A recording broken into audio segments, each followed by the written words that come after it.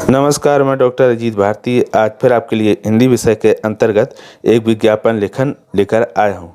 तो परीक्षा में प्रश्न कुछ इस प्रकार से पूछे जाते हैं। तो प्रश्न दिया, एक कंपनी कान्हा नाम से देसी घी बनाती है, उसके लिए लगभग 50 शब्दों में विज्ञापन तैयार कीजिए। ठीक, तो सबसे पहले हम क्या करेंगे, प्रश्न को ठीक से पढ़कर समझ लेंगे। तो इसमें एक कंपनी है कान्हा नाम की, यानी कंपनी का नाम दिया हुआ है। अगर कंपनी का नाम दिया रहे तो आप विज्ञापन में कंपनी का नाम प्रश्न से ही देख कर लिखेंगे। अगर नाम ना दिया रहे तो अपने मन से जो उचित लगे उसको लिख सकते हैं। ठीक है, तो प्रश्न को पढ़कर समझने के बाद हम सबसे पहले लिखेंगे उत्तर। उत्तर में लिखने के बाद लिख देंगे कान्हा देसी घी का विज्ञापन। अगर ऐसा ना लिखना है, समझ में ना आए, तो सिर्फ विज्ञापन लेखन भी लिख सकते हो। फिर उसके बाद पेन और स्केल या पेंसिल स्केल की सहायता से एक ऐसा बड़ा सा क्या करोगे, पेज में अपने बॉक्स बना लोगे, ये इस तरह से। ठीक है, और नीचे पता लिखने के लिए इतनी जगह पहले से छोड़कर ऐसे डिजाइन बना दें या सीधी लाइन खींच दें, ताकि जगह पहले से हमारे पास पर्याप्त रहे। अब बॉक्स बनने के बाद फिर क्या करेंगे, हम लिखेंगे पहले बीचों बीच शीर्षक। तो विज्ञापन में कंपनी का नाम दिया कान्हा, तो हमने लिख दिया कान्हा। फिर लिख दिया उसके नीचे गाय का देसी घी। ठीक है, और साइड में ये पंखे हमने मोर पंख बना दिए। उसके बाद फिर हम लिख देंगे प्रकृति की खुशबू, यानी स्लोगन जैसा। इसको भी हमने क्या करा, बंद कर दिया।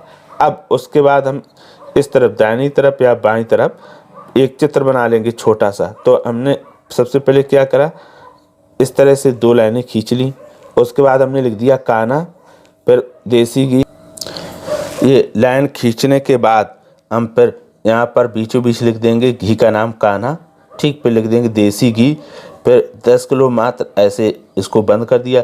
ये घी से भरा हुआ थोड़ा सा क्या है, मटकी है, गिराते हुए घी को, और ऊपर लिख दिया शुद्धता का विश्वास।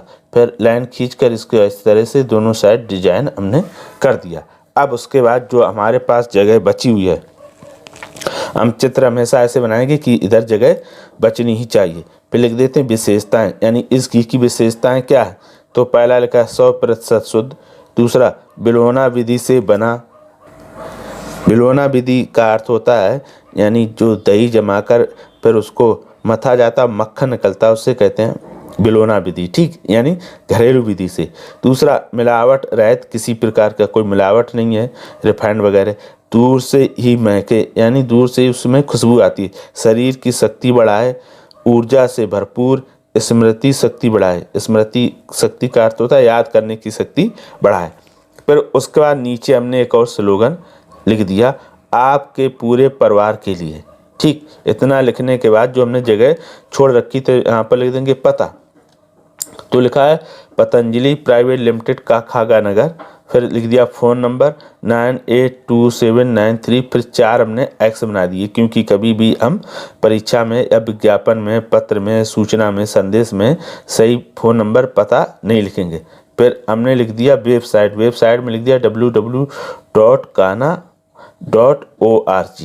ठीक, आप वेबसाइट में ORG व्यवसायिक में लिखा जाता है, इसलिए मैंने व्यवसायिक में लिख दिया। तो इस प्रकार ये हमारा विज्ञापन क्या हो गया, बनकर तैयार हो गया। ठीक, अब ये विज्ञापन पूरा कैसा दिखाई देता है ये भी हम देख लेते हैं। पूरा विज्ञापन बनने के बाद कुछ इस प्रकार से दिखाई देता है।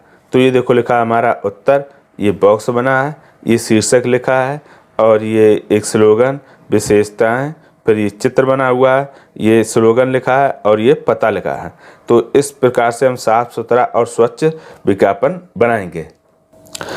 ऐसा साफ, स्वच्छ और शुद्ध विज्ञापन बनाएंगे तो आपको निश्चित तौर में पूरे अंक मिलेंगे। अब बनाने से पहले क्या क्या सावधानियां रखनी, एक तो विज्ञापन को उसी के फॉर्मेट में बनाएंगे, बॉक्स में बनाकर बीच में हम ये शीर्षक लिख देंगे, ये और विशेषताएं। ठीक, फिर जब हम ये विशेषताएं या कोई बिंदु लिखते हैं इसके अंदर बहुत सारे, तो हमेशा कोशिश करें कि ऐसे ही शब्दों का प्रयोग करें जो आप सही शुद्ध लिख लेते हो। जो आपको कठिन या डिफिकल्ट लगते हो, जिनको लगता है कि लिखने में अशुद्धियाँ होगी, तो क्या होगा, अगर आपने अशुद्धियाँ लिखी तो निश्चित तौर में आपके कुछ ना कुछ अंक कटेंगे। इसीलिए अशुद्धियों से बचने के लिए हमेशा सरल भाषा का ही प्रयोग करें। तो इस प्रकार से बनाएंगे तो निश्चित तौर में आपको पूरे अंक मिलेंगे।